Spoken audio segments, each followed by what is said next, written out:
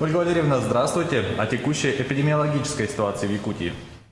Добрый день, уважаемые жители Республики Саха-Якутия. Текущая санитарно-эпидемиологическая ситуация в республике остается напряженной. За последние сутки на территории республики зарегистрировано по данным Управления Роспотребнадзора по Республике Саха-Якутия 58 новых случаев коронавирусной инфекции. Необходимо обратить внимание, что 49 случаев у нас зарегистрировано в городе Якутске.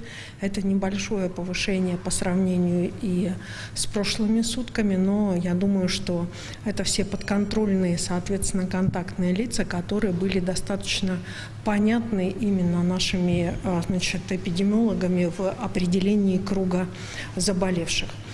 По 2 случая у нас зарегистрированы в наших районах, таких как Мегино-Кангаласский, Нирнинский и Нерюнгринский.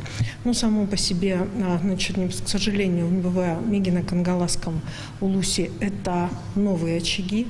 Я думаю, что сейчас проведены все мероприятия уже на сегодняшний день для того, чтобы очаги не получали своего распространения.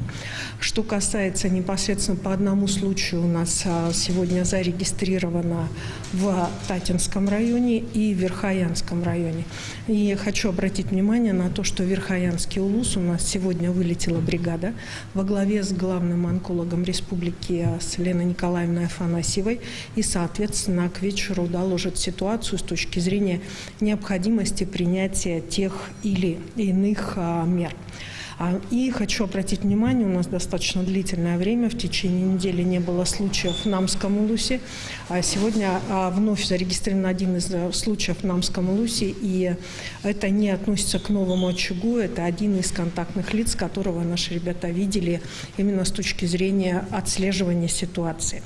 На что хочу обратить внимание. На сегодня непосредственно, несмотря на то, что достаточно часто возникают вопросы, что не берут тесты на новую коронавирусную инфекцию, на территории республики продолжают работать непосредственно 11 лабораторий. Есть также дополнительные лаборатории у нас в иных точках, в больницах стали появляться дополнительные лаборатории. Всего у нас на территории республики взято за весь этот период около 250 тысяч тестов на коронавирус. Это очень большая цифра, по моему мнению, исследований. И, в общем-то, она говорит и о таком достаточно слаженной, качественной работе. И на что еще хочу обратить сегодня внимание. У нас в самом разгаре находится период летних отпусков и летнего отдыха наших детей. 8,5 тысяч детей выехало с города Якутска на территории непосредственно наших районов. И именно такое количество детей встало на медицинское наблюдение. Впервые в республике именно дети, которые выехали неорганизованно, проходят своего рода вот такой медицинский профилактический учет и, соответственно, находятся под наблюдением медиков. Я думаю, что это даст возможность и вовремя локализовать, например, распространение инфекции, но и также вообще, в принципе, провести определенную профилактику деткам, которые уехали в деревню к своим бабушкам и дедушкам. На что еще хочу обратить внимание. В целом сегодня у нас работает 22 летних площадки. Все они в основном у нас открыты только на северах, то, что допустимо сегодня по действующим санитарно-эпидемиологическим нормам. И последний момент, связанный с отдыхом.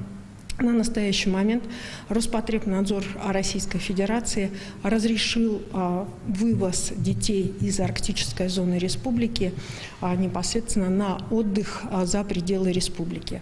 Такой, вообще по правилам, установленным Роспотребнадзором в этом году по летнему отдыху, право на выезд имеют только эти дети. Всем остальным детям рекомендовано отдыхать в пределах субъекта Российской Федерации именно организованно. Поэтому на настоящий момент Министерство образования отрабатывает, соответственно, этот выезд для того, чтобы дети наши получили...